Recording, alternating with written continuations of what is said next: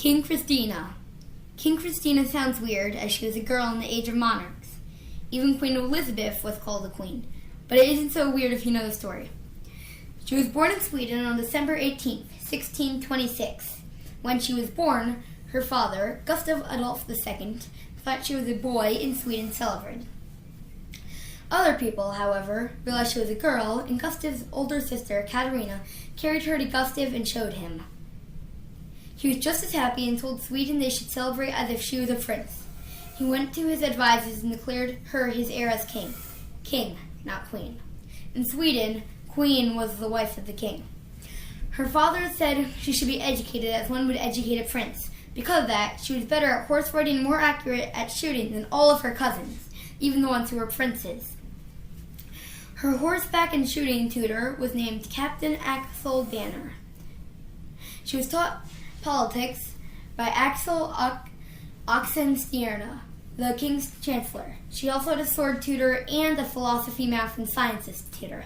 She constantly challenged her cousin Karl, later King Karl X, to multiple competitions, most of which she won. When she was 6, her father got separated from his troops in a battle because of a fog. In a few hours, his horse rode back, pistol still in the holsters. When his body was found, it had been shot, stabbed, and stripped down until nothing was left. When the news got to the palace, Kristina was crowned king, even though until she was 18, a group of regents was appointed to rule. Her education had continued as it had, though now she met with the group of regents 3 times a year to determine her educational progress. Every time, she impressed them. Her mother refused to have Gustav's body buried until she was dead. She actually put her husband's heart in a gold casket. She also clung to her daughter, Kristina, until Axel Oxenstierna banished her to Gripsholm Castle, where he could decide what was to be done. Kristina thought her mother had left of her own choice. She did not discover the truth for 2 years.